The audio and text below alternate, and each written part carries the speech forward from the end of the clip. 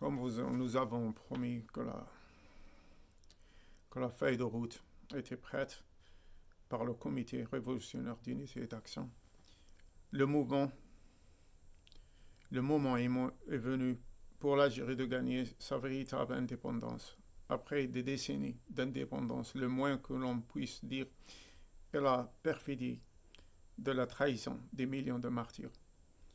Par conséquent, le Comité révolutionnaire pour l'unité et l'action est enfin de trouver une solution pacifique à la crise en Algérie, propose une feuille de route appropriée à la situation actuelle. Les articles de la feuille de route. Article numéro 1. La reconnaissance de l'actuel pouvoir exécutif que la révolution du 22 février est une véritable révolution populaire afin de construire la nouvelle République d'Algérie. Article numéro 2. L'annonce de début de la phase de transition par le pouvoir exécutif afin d'organiser l'émergence du nouvel État algérien, un État de droit et de justice, un État qui correspond aux aspirations et aux exigences de la révolution populaire. L'article numéro 3. La libération et l'acquittement de tous les prisonniers politiques et détenus d'opinion depuis 1962, ainsi que le retour de tous les exilés et de ceux privés de passeport.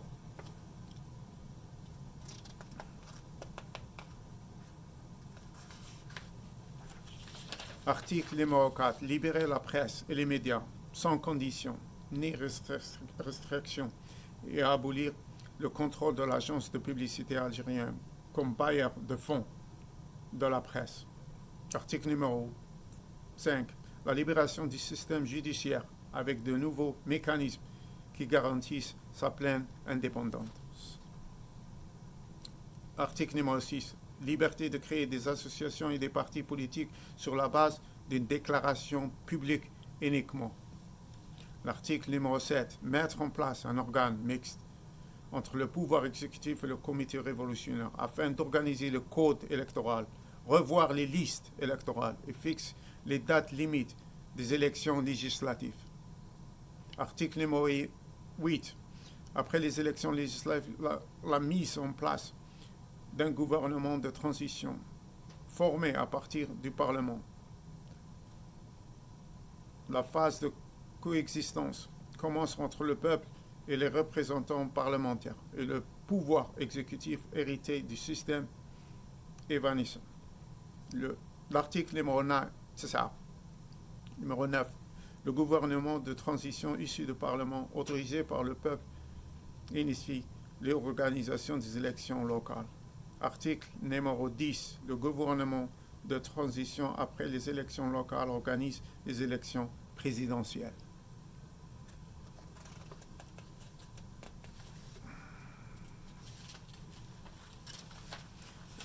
Les précisions importantes.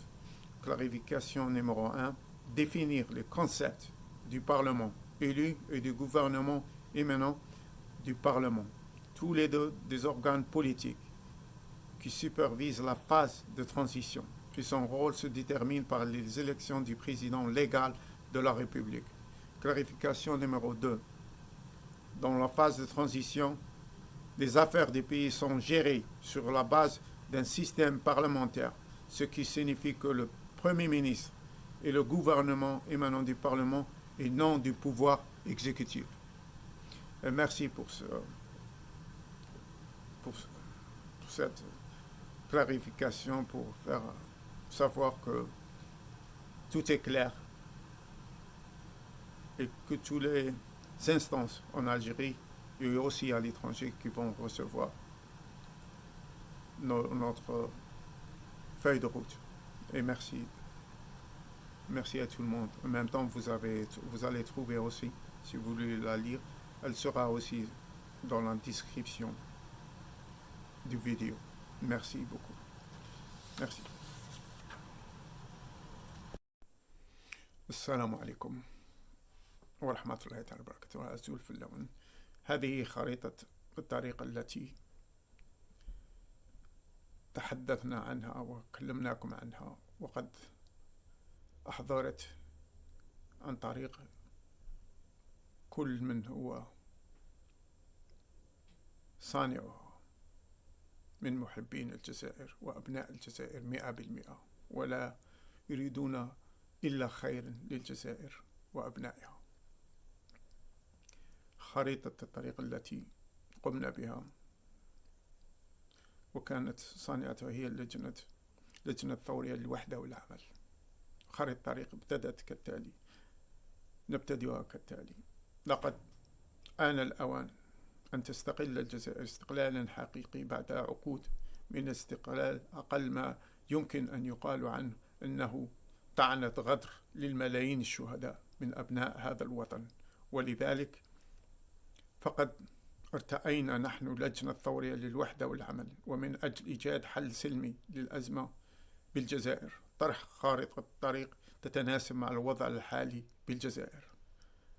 بنود الخارطة الطريق تبتدئ كالتالي: البند الأول: اعتراف السلطة التنفيذية الحالية بأن ثورة 22 فبراير هي ثورة شعبية حقيقية من أجل بناء جمهورية جزائرية جديدة.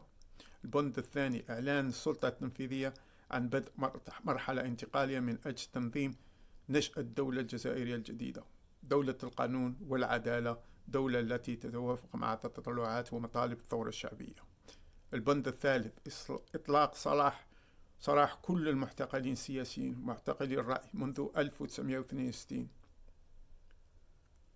وتبرئتهم، وكذلك عودة كل المنفيين أو ممنوعين من جواز السفر. البند الرابع: تحرير الصحافة والمجال الإعلامي دون شروط أو قيد أو إلغاء السيطرة وكالة الجزائرية للإشهار كممول للصحافة.